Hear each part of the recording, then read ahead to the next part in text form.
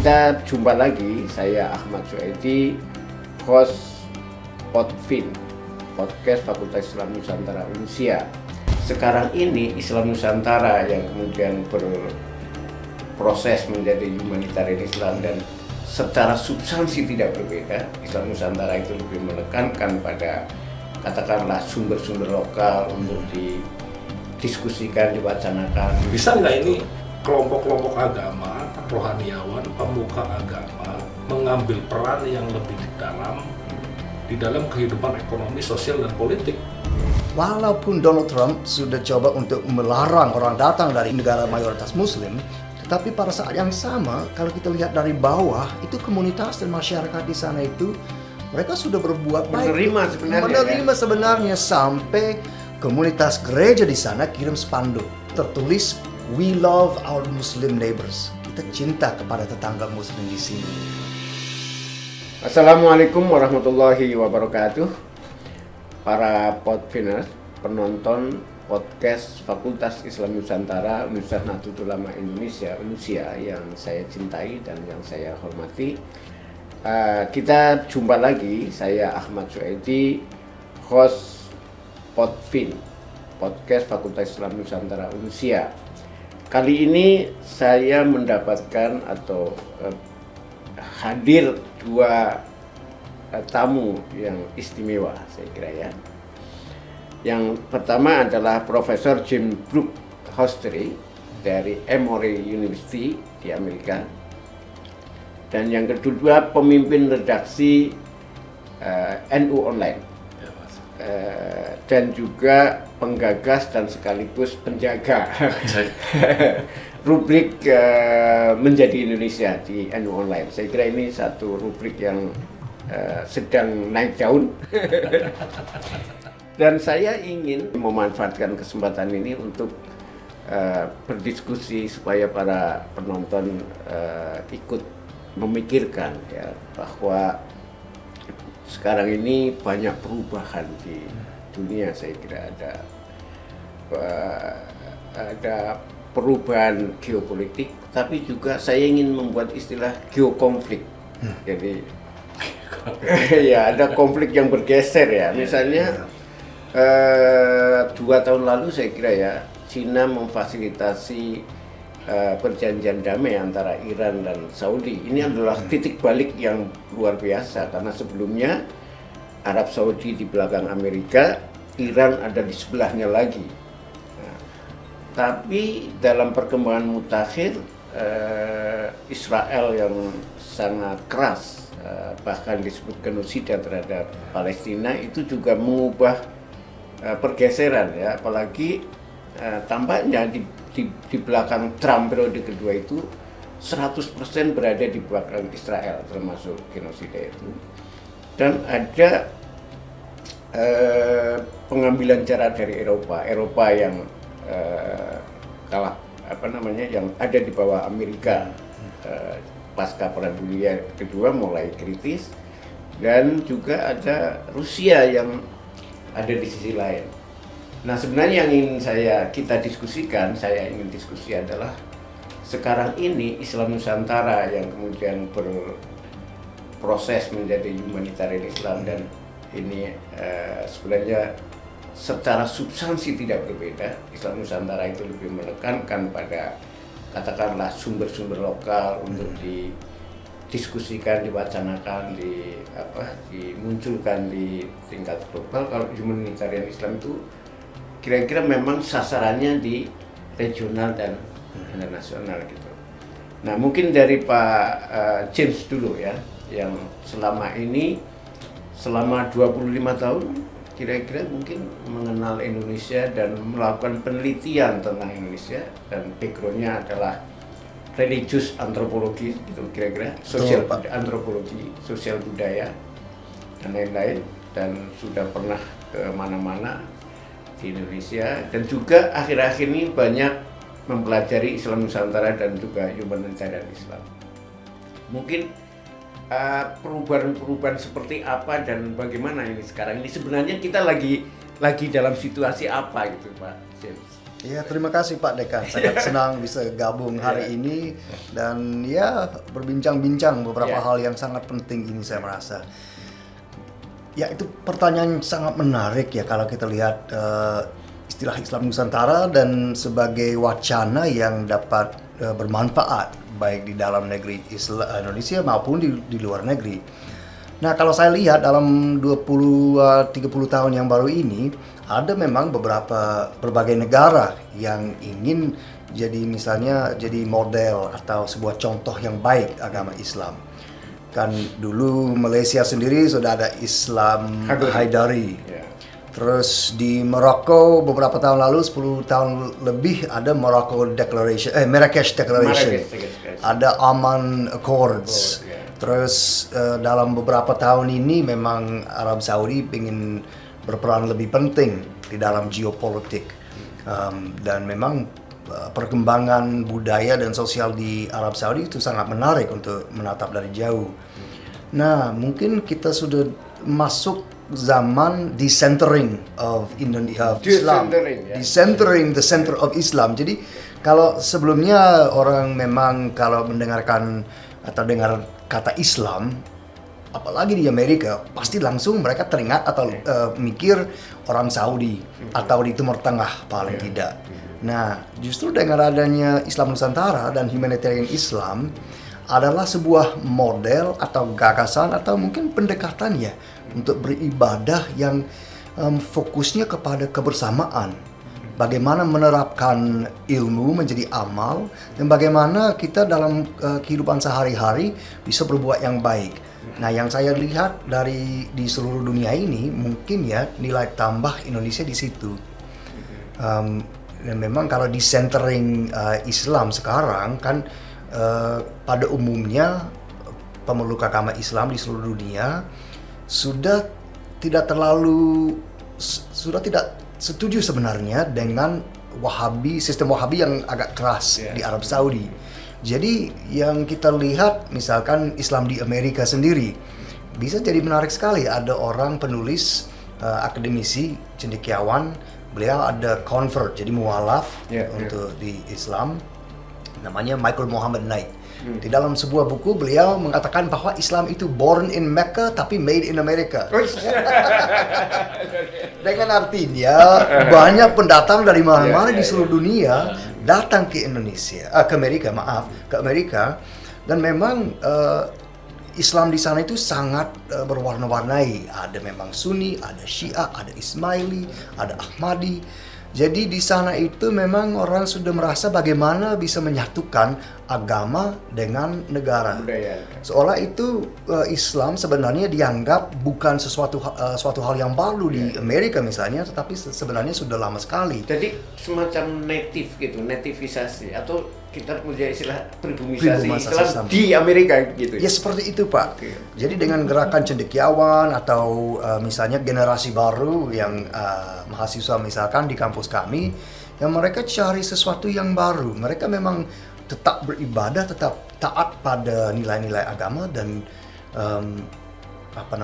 beribadah di dalam Islam. Mereka migran atau sudah turun-temurun atau sudah sebagian besar keturunan dari imigran. Oke. Jadi biasanya kalau kita lihat data ya, kalau pendatang di sebuah negara seperti Amerika, generasi pertama itu ingin menyesuaikan diri supaya mereka asimilasi.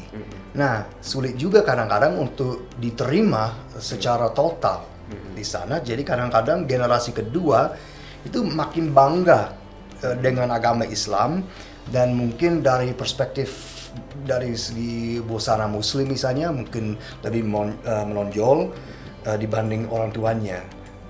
Jadi saya melihat kalau situasi di dunia ini ada kesempatan untuk negara lain selain Arab Saudi, selain Mesir, untuk membawa tema kebersamaan dan membawa nilai-nilai agama Islam. Bukan saja misalnya di Indonesia, tapi program-program seperti ini dengan para pemimpin ormas Islam memang sudah dibawa kemana-mana. Jadi saya sangat salut dengan kawan-kawan di NU yang telah sangat 100% dengan energi mendukung diplomasi religius. Jadi menurut saya sih ini salah satu kesempatan peluang yang sangat bagus untuk bangsa Indonesia, khususnya untuk istilah humanitarian Islam. Ya, Mas Ivan itu sebelum menjadi pemimpin redaksi NU Online kan pemimpin redaksi media Tirto.id. Jadi maksud saya penguasaan terhadap informasi nasional, regional maupun internasional cukup inilah ya baik, dan saya kira selama ini cukup banyak juga wawancara dan lain-lain dengan tokoh-tokoh dan juga khususnya dengan Ketua Umum PBNU ya. Mungkin bisa ikut menjelaskan itu dari Pak Jim juga. Di Indonesia misalnya ada perubahan-perubahan apa dan pengaruhnya apa terhadap regional dan internasional dan sebaliknya gitu. Oke. Sebenarnya ini adalah perkembangan terbaru dari lanskap Islam global yang berbeda dibandingkan dengan the post 9/11. Ya. Jadi sudah bergeser. Gitu ya. Bergeser. Kalau kemarin dalam bahasanya Pak Jen di diskusi yang saya hadiri di IFI, kita tidak ngomong lagi tentang security. Islam tidak ngomong lagi tentang security, tapi Pak James menawarkan gagasan-gagasan baru, diantaranya tadi dari kolbu ke kolbu. Kalau bahasanya Pak James kolbu.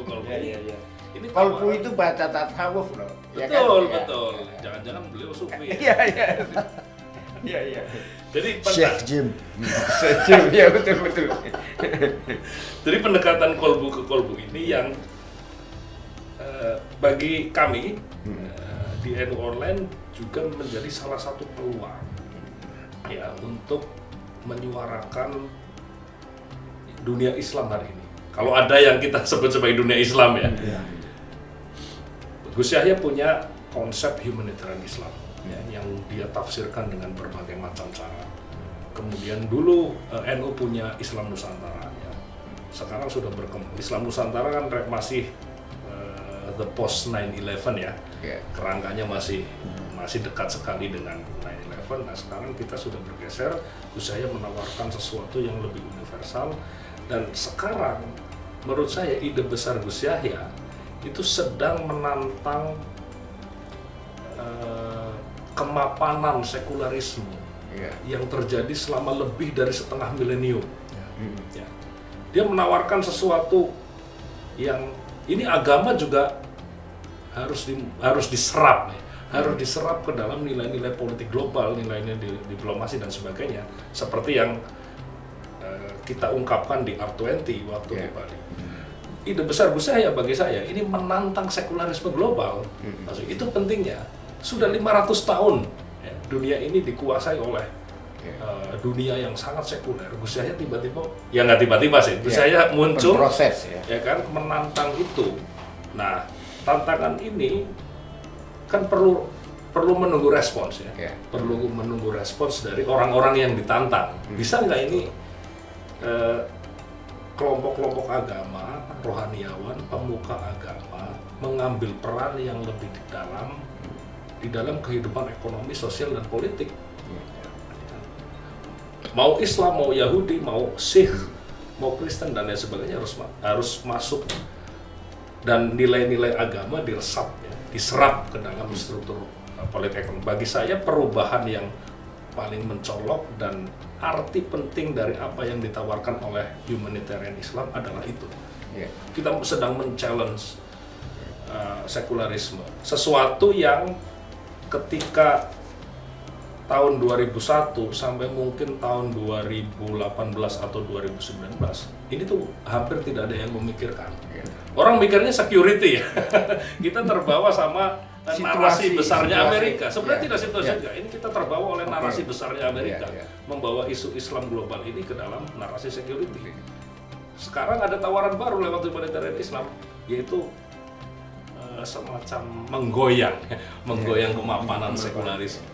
Ya, jadi kalau saya baca-baca beberapa analisis tentang hubungan internasional ya, itu memang agama sudah ada di lapangan gitu. Jadi argumen bahwa agama harus privat itu sebenarnya tidak menjadi nyata lagi. Bahkan dalam riset atau dalam perbincangan hubungan internasional itu agama sudah menjadi bagian dari itu. Bukan hanya ancaman tapi juga solusi gitu. Nah, jadi namun saya ingat kata-kata Gus Dur ya. Gus Dur bilang begini, kalau agama ingin mentransformasi masyarakat, maka agama sendiri harus bertransformasi dulu gitu. Jadi tidak bisa agama apa adanya dipaksakan kepada masyarakat, tapi masyarakat ini juga tidak bisa memaksakan agama untuk sesuai gitu. Misalnya dipaksa sekularisasi gitu misalnya, atau agama memaksa sesuai dengan struktur agama. Jadi memang harus ada transformasi dua-duanya ya. Jadi mungkin di Amerika nih Pak Jim 2 tahun lalu saya kira ya menulis tentang soft power diplomasi di era Trump. Betul. Islam ya, Islam ya, and betul. Khususnya Islam. Nah ya, jadi mungkin bisa cerita ini pencarian Trump yang dulu dan sekarang itu gimana itu? Masih penasaran. Iya. Betul Pak Dekan. Saya dalam penelitian mengamati komunitas Indonesia, Muslim Indonesia di Amerika, khususnya di Washington DC. Ada Masjid Indonesia yang Imam Center di Silver Spring yang di luar Washington. Terus di New York City kan komunitas Islam di sana, Islam Indonesia sangat kuat. Lalu ada beberapa tokoh Islam Indonesia di sana yang menjadi bagian dari solusi sebenarnya untuk menuju kebersamaan. Yang mungkin pertama saya membahas periode pertama Donald Trump ya. Kalau periode sekarang ini saya merasa kita semua belum begitu paham sebenarnya mau kemana gitu mau kemana mau dibawa kemana. Nah, yang menarik sekali kalau kita lihat di Amerika misalnya, Islamofobia apakah naik apa turun. Setelah peristiwa 9/11 itu naik drastis, tapi lama-lamanya justru dengan melaksanakan beberapa program diplomasi publik, people to people, heart to heart, kolbu ke kolbu, hati ke hati di Amerika itu sudah mulai menurun Islamofobia itu.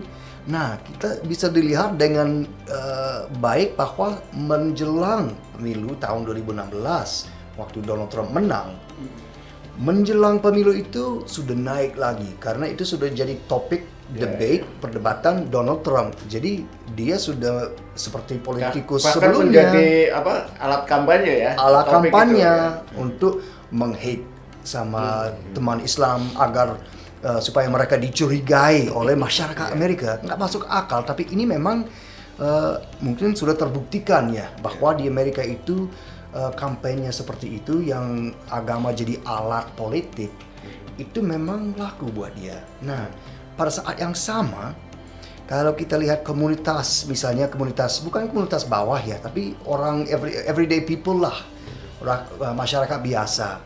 Nah, kalau kita lihat misalkan komunitas Muslim Indonesia di Washington DC, di New York City, mereka sudah lama sekali ada komunitas di sana, sudah ada banyak program diplomasi. Jadi kalau Masjid Indonesia sudah didirikan di Washington DC, ini Masjid Indonesia ya, bukan Masjid Islam khusus ya? Masjid Indonesia. Okay. Jadi didirikan kurang lebih direnov tahun 2013. Okay. Nah, tahun 2014 atau 2015 ya, saya lupa ya, Pak SBY waktu beberapa minggu terakhir dalam periode kepresidenan beliau berikan pidato terakhir di PBB, lalu lanjut ke Philadelphia. Komunitas Indonesia di sana itu sangat besar sekali. Lalu beliau lanjut ke Washington DC untuk meresmikan Masjid Indonesia yang terbaru itu. Nah, pada saat itu kawan-kawan Indonesia yang ada di Amerika, mereka dengan sekuat tenaga silaturahmi terus dengan tetangga, dengan misalnya pendeta dari gereja yang dekat masjid, bahkan dengan rabai-rabai yang memegang sinagog di sekitar area Silver Springs itu. Jadi kalau masjid itu sudah didirikan, sudah diresmikan, tetangga-tetangga dan neighbors di sana itu sudah sangat peduli dan sangat tidak terganggu dan mereka ada program kerjasama silaturahmi antara teman Muslim dengan teman Kristen di sana. Jadi walaupun Donald Trump pada periode pertama itu begitu jahat, bikin Muslim travel ban, dia menyebarkan, menyebarluaskan Islam bahaya. Jangan sampai kita mengizinkan para pendatang dari negara-negara mayoritas Muslim. Jadi dia sudah, dan saya nggak tahu kalau Donald Trump sendiri memang percaya apa enggak. Tapi yang jelas itu sudah jadi alat politik di Amerika. Sampai periode kedua ini lebih parah lagi. Nah, yang menarik pada saat Muslim travel ban di Amerika itu, walaupun Donald Trump sudah coba untuk melarang orang datang dari negara mayoritas Muslim, itu sudah di stop di pengadilan di Amerika, udah diprotes. Tetapi pada saat yang sama, kalau kita lihat dari bawah, itu komunitas dan masyarakat di sana itu, mereka sudah berbuat baik. Menerima sebenarnya sampai kalau anak-anak dari kawan-kawan Indonesia pulang dari sekolah, mereka nangis. Aduh, ada orang bilang kami akan dideportasi. Gimana mama, gimana ayah? Nah, komunitas gereja di sana kirim spanduk ke sama teman-teman yang pemeluk agama Islam. Nah, itu tertulis, spanduknya gede sekali. We love our Muslim neighbors. Kita cinta kepada tetangga Muslim di sini. Dengan ada tulisan pribadi dari, kalau nggak salah, sampai 100 orang. Jadi pada saat komunitas Muslim Indonesia di Amerika pasang spanduk itu di bawah masjid itu, yang di lantai bawah, orang di sana itu, komunitas Islam Muslim Indonesia di Washington merasa lebih bangga bahwa itu mereka sudah berbuat baik.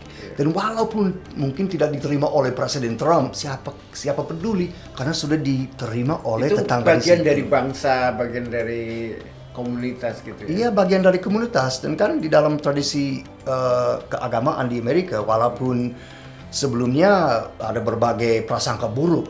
Dulu kan orang Katolik sangat didiskriminasi di Amerika, terus kalau kita lihat, agama memang menimbulkan beberapa masalah di Amerika. Tetapi pada saat yang sama, justru dengan tradisi silaturahmi misalnya di sana antara orang Muslim dengan non-Muslim, itu memperkuat tali silaturahmi. Dan dalam konteks yang sangat berbahaya buat orang asing di Amerika atau buat orang Muslim, justru karena kebaikan mereka dan hubungan yang real dengan orang yang everyday people lah. Saya merasa bahwa komunitas Indonesia Muslim di Amerika itu sudah menjadi salah satu contoh bagaimana kita bisa hidup damai walaupun dalam konteks ada orang gila seperti Donald Trump. Nah, kita nggak mungkin Donald Trump menang. Kalau Donald Trump menang, dan bukan dalam arti pemilu, tapi menang dengan kampanye kebencian. Kalau itu dia menang, kita semua sudah lose. Tapi mungkin Trump menang menjadi presiden, tapi tidak menang dalam alat kampanye ya, kebencian. Oke Mas Ivan, saya kira di samping arus bahwa Islam atau agama makin menjadi diskursus publik, dan saya kira arus besar dari Islam Nusantara dan Aswaja NU ini juga sedang mendesakkan itu ya. Artinya menunjukkan bahwa Islam itu sebagai solusi untuk perdamaian gitu. Nah, bagaimana situasi diskusi di sini ya, di Indonesia ini atau di tempat lain tentang tawaran menantang sekulerisme itu? Apakah ada sesuatu tantangan balik yang keras atau itu bagian dari blended baru? Karena sebenarnya secara akademik di Barat ya, di Eropa, di Amerika, agama masuk publik itu sebenarnya sudah menjadi bahasan gitu. Cuman mungkin perlu formula. Nah, bagaimana situasi Indonesia? Oke, sebenarnya di Indonesia ini kan perbincangan soal sekular dan tidak atau agama masuk ke ranah publik itu kan sudah selesai sebenarnya. Ya. Secara normatif Founding Father bilang bahwa kita bukan negara sekuler, juga bukan negara agama, yang kemudian praktiknya kita lakukan dari tahun 45 sampai hari ini, dan itu praktik yang berdarah-darah, praktik yang penuh air mata, praktik yang penuh harmoni juga di sisi lain. Nah, artinya itu sudah bukan masalah. Nah, ini Gus Yahya, tawaran Gus Yahya balik lagi ke konsep tadi, ini justru tawaran global. Iya. Ya, karena kita melihat di Indonesia problem ini sudah selesai, ya kan? Ya. Kita menjadi masyarakat yang religius, ya, di dalam negara yang formatnya sekuler, gitu. Hampir seperti Amerika sebenarnya. Iya.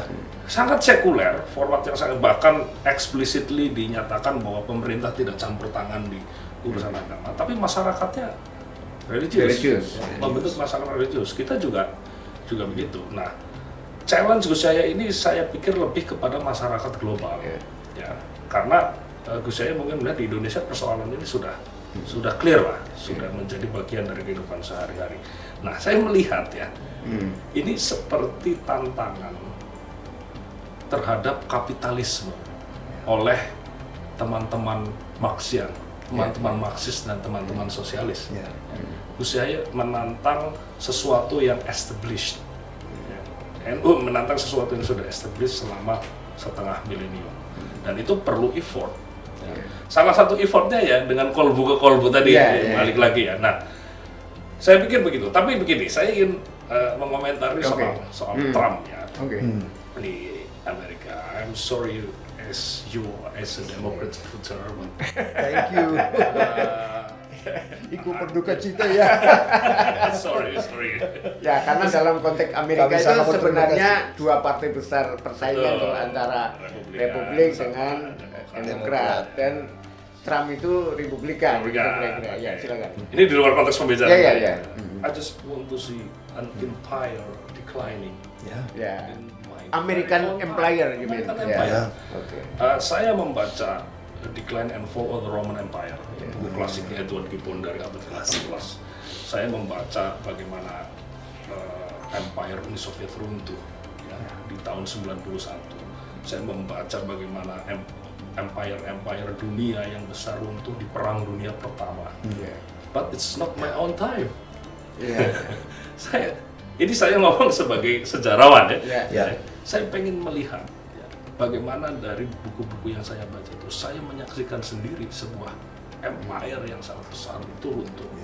Orang baru kemarin tahun 91 menyaksikan Uni Soviet runtuh. Saya masih kecil. Beberapa puluh tahun sebelumnya British Empire runtuh karena arus dekolonisasi dan anti kolonialisme. Saya tidak tahu apakah American Empire ini juga akan mengalami nasib yang sama dengan empire-empire besar sebelum ini. Kalau kesimpulannya Edward Gibbon kan Roman Empire runtuh karena ada keretakan ya. Karena ada keretakan di internal empire sendiri. Saya tidak tahu apakah the American Empire ini will be falling down. Tapi saya kira ini Mas, pilihannya itu smooth landing, smooth apa? Ya kita tidak tahu ya. Kita tahu ya. Tapi ini nanti karena ini nanti akan berhubungan dengan dunia Islam. Iya betul. Gitu. Oke. Gimana lanjutkan? Akan berhubungan dengan dunia Islam. Sekarang ini dalam 25 tahun terakhir ini dunia Islam kita sangat bergantung kepada narasi Amerika. Sejauh ini ya. Sejauh ini master narrative seperti itu. Master naratif, master besarnya. Pokoknya Amerika pengen Islam yang moderat, yang nggak suka ngebom, semuanya pengen. Kita bikin program. Moderasi beragama lah sampai langsung menjawab. langsung disambut. Bahkan Saudi pun menjawabnya lewat kebijakan di internal. Iran juga bahkan mungkin menjawabnya tantangan itu. Nah, sekarang ini bagaimana kita bisa keluar dari master naratif yang diciptakan oleh American Empire. Mungkin negara-negara Islam perlu mengembangkan semacam global solidarity, solidaritas global, bahwa mereka bisa menyuarakan sesuatu di luar keinginan, di luar drive ya, di luar keinginan Amerika, kita bisa menyuarakan sesuatu. Nah, disinilah pentingnya relevansinya humanitarian Islam. Solidaritas global di antara negara-negara Islam menyuarakan sesuatu. Misalnya menyuarakan sesuatu dari diplomasi kolbu ke kolbu Iya. kita suarakan, menyuarakan sesuatu tentang agama-agama perlu mengakui dosa seperti R20 ya, waktu itu R20 kan, misalnya kan. R20 kan sebenarnya ingin agama-agama mengakui dosa dan berbuat Confessing dan gimana berbuat sesuatu ya, ya, misalnya ya. begitu. Nah, ini kan sudah mulai agak keluar dari master naratif yang diinginkan oleh the American Empire. Kira-kira begitu. Ya, jadi saya melihat declining ini bukan pertama-tama oleh Trump sebenarnya, tapi oleh ilmu pengetahuan bahkan. Menurut saya ilmu pengetahuan itu sebenarnya udah bergerak dari yang dulu sekularisme menganggap agama sebagai masalah, sumber kekerasan. Ilmu pengetahuan Barat sendiri sudah membuka diri ya. Para filosof itu ada kata-kata dari seorang filosof mengatakan situasi post sekuler di mana agama masuk publik itu sebenarnya sudah situasi yang nggak bisa ditolak. Jadi terpaksa ilmu pengetahuan harus merespon itu kan. Ya, jadi memang tadi saya ingin mengulang, bahkan kalau menurut saya istilah dunia Islam pun sebenarnya sudah tidak relevan ya, maaf. Tanpa ini ya, karena Islam itu sudah kemana-mana. Di Amerika ada Islam, di Kanada, di Australia, bahkan mereka menguat ya.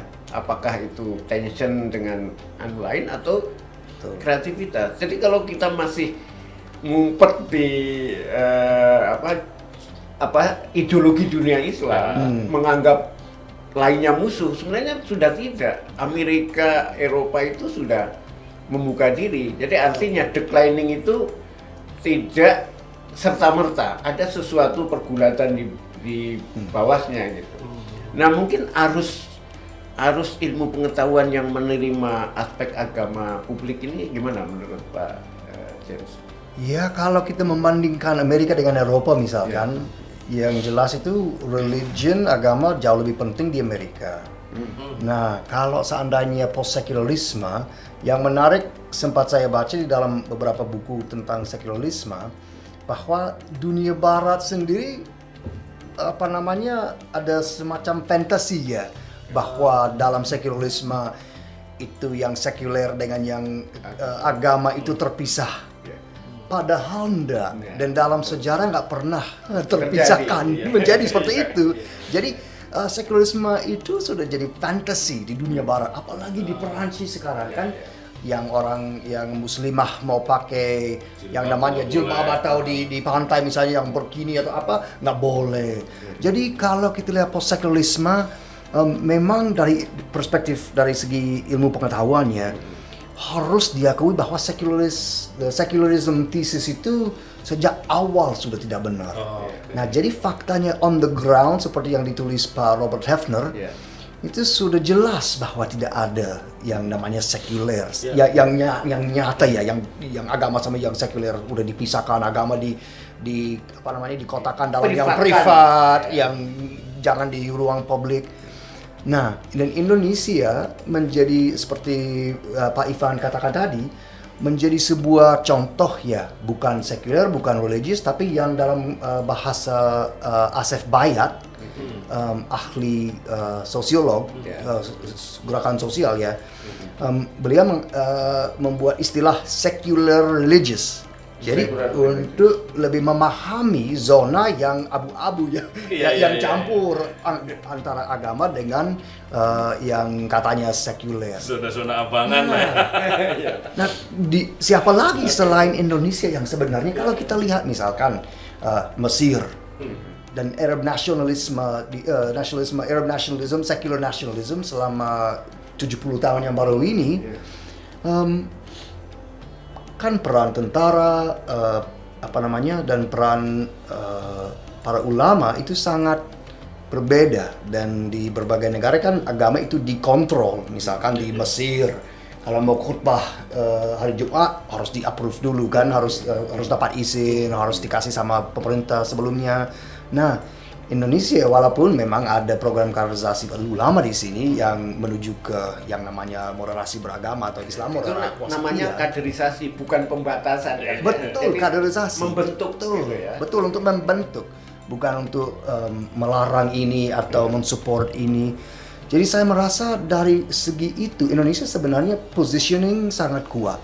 Walaupun ada tantangan, tetapi kalau kita lihat Indonesia, Jordania, Maroko, Jordania sama Maroko kan monarki, masih tetap monarki. Nggak mungkin kalau kita lihat perkembangan di Maroko misalnya, orang udah makin khawatir di sana.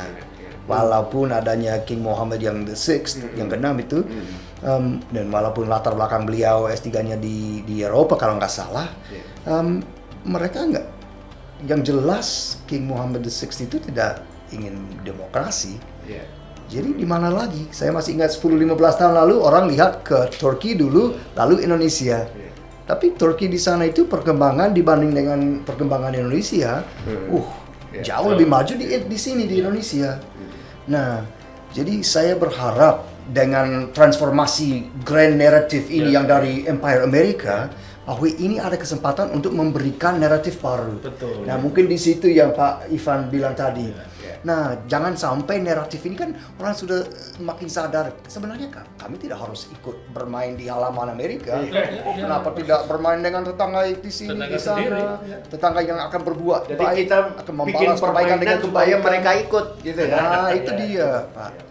Jadi ya mudah-mudahan ya. Tapi kalau kita lihat memang pendulum swing. Jadi sekarang ini di Amerika bukan anti agama tetapi anti pendatang, dan mereka xenofobia sangat tinggi di sana sekarang, khususnya dengan yang bukan tadi yang mensupport Trump tapi yang merasa kurang aman atau merasa tempat atau posisi mereka tertukar oleh pendatang, migran, orang Muslim. Jadi mereka itu semacam konspirasi theory Sama juga. Ilusi saya kira ya. Ilusi, Mereka ilusi betul, Pak. ketakutan gitu ya. Betul, Pak. Insecure. Insecure. Insecure ya. Insecure banget. Ya. Wah, itu kalau Donald Trump itu poster boy of insecurity gitu loh. Dia memainkan insecurity itu. Nah, Jadi seperti betul. kata Gus Dur tadi, harus transformasi kedua-duanya ya, dari sosial sekularisme dan Islam. Boleh jadi inilah kesempatan ya. Saya tadi saya setuju James itu memberi nilai tambah ke Islam Indonesia, Islam Nusantara dibanding dengan Islam lain. Karena di sini pergulatan penyelesaian dua kutub tadi sudah sejak awal kemerdekaan ya, makin bahwa ada arus Islam makin dekat ke negara, kekuasaan, tapi di dalamnya ada transformasi. Islam masuk hukum Islam masuk ke negara itu bukan semata-mata dimasukkan secara paksa, tapi ada misalnya kalau pembahasan undang-undang Bank Islam, undang-undang zakat dan lain sebagainya kan diperdebatkan. Betul. Di Di publik dan di parlemen DPR tentu ya. saja.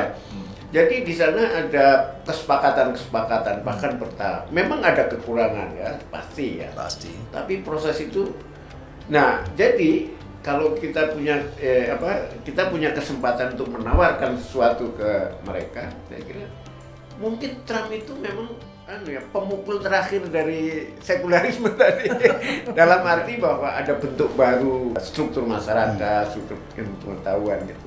Gimana Mas Ivan? Saya tidak melihat seperti itu. Saya melihatnya lebih dari perspektif ke the world is changing. Oke. Itu saja. Dunia sedang, perspektif berdasarkan dunia sedang berubah. Kita akan mengalami fase-fase baru dan turning point baru yang dulu hanya kita baca di buku-buku sejarah. Di zaman ini kita merasakan sendiri turning point itu. Ya. Ketika empire runtuh, ada muncul empire baru lagi. Selalu ada pergantian pemain dalam sepak bola sejarah dunia. Saya melihatnya dari kacamata situ. Mungkin kata-kata terakhir dari Pak James, kira-kira gimana ini dengan perubahan-perubahan besar di Amerika terutama dan di Eropa, apa yang harus dilakukan lah Islam Indonesia oleh orang seperti Ivan itu harus ngapain? Yang salah satu, saya menjadi pengagum NU Online, benar. Oke. Nah, salah satu yang sangat istimewa menurut saya ya di NU Online, baik di NU Online maupun di Islami.co, di berbagai media sosial di Indonesia, untuk membuat naratif baru. Jadi dari Indonesia, dari negara lain, yang penting itu membuat naratif baru tanpa ikutin naratif grand naratif itu. Jadi menawarkan naratif baru. Jadi itu saja sudah act of resistance gitu loh untuk melawan Trump. Nah, kalau kita lihat Donald Trump seperti yang kalau saya mengerti Pak Dekan tadi, Donald Trump mungkin salah satu yang terakhir yang sangat anti pendatang, sangat anti Muslim, dan sangat authoritarian di sana. Jadi kalau kita lihat generasi muda di Amerika misalnya, contoh mungkin saya akhiri dengan contoh Palestina. Walaupun Donald Trump tempatkan seorang pendeta evangelical sebagai duta besar ke Israel, Mike Huckabee, pada saat walaupun dia ada sebagai duta besar di Israel, duta besar Amerika di Israel, dan kemarin dia sebagai bukan diplomat tetapi sebagai pendeta dia ceritakan di Palestina. Nah, dan dia pernah mengatakan bahwa tidak ada orang Palestina sebenarnya. Jadi Amerika sendiri sudah membawa agama bukan diplomasi dan sekularisme dalam argumentasi ini. Tapi kalau kita lihat dari generasi baru, itu yang mendukung hak Palestina untuk merdeka, hak Palestina untuk membela diri, itu jauh lebih banyak. Dan kalau kita lihat yang ikut demo di kampus, ada orang dari Timur Tengah jelas, Muslim jelas, tetapi pada saat yang sama ada banyak sekali orang Yahudi di sana yang sudah mulai melawan Israel, karena mereka melawan Zionisme. Jadi saya berharap kepada generasi baru dan kepada yang membuat naratif-naratif di media yang bisa mereplace yang bisa tukar naratif Amerika, yang mestinya Amerika sudah sejak dulu sebenarnya menurut saya sih sudah mulai turun dan empire sudah akan fall. Nah, kita lihat karena waktu kan perilaku luar negeri, kebijaksanaan luar negeri Amerika, walaupun mereka menggunakan istilah-istilah yang grand seperti demokrasi, human rights segala macam, kita lihat sejarah CIA di berbagai negara, kan mereka memang menjadi salah satu dalang. Jadi itu sudah makin jelas, dan dunia ini, penduduk di dunia ini sudah agak bosan, udah nggak peduli lagi dengan Amerika. Udah bosan Amerika sebagai superpower yang walaupun yang dibicarakan itu manis-manis, perilakunya nggak sesuai. Jadi semoga ke depan dengan generasi muda, dengan para aktivis-aktivis, bukan aktivis ya, tapi para expert, pakar di media seperti Pak Ivan, mudah-mudahan bisa membuat beberapa naratif baru untuk menggantikan naratif Empire Amerika. Oke, Mas Ivan dan Prof. James, terima kasih sekali waktunya. Sayang waktunya terbatas, sebenarnya banyak isu yang menarik ya untuk dikembangkan. Dan saya kira ini bukan kebencian terhadap Trump ya. Kita menghormati, tetap hormat sebagai presiden. Para penonton Podfin, podcast Islam Nusantara, Fakultas Islam Nusantara, Universitas Nahdlatul Ulama Indonesia, UNUSIA, yang saya hormati dan saya sayangi. Saya akhiri di sini. Saya Ahmad Suhaidi, host Podfin, podcast Fakultas Islam Nusantara, UNUSIA. Terima kasih, dan jangan lupa like, share, dan subscribe. Wallahul muwaffiq ila aqwamit thoriq. Wassalamualaikum warahmatullahi wabarakatuh. Waalaikumsalam.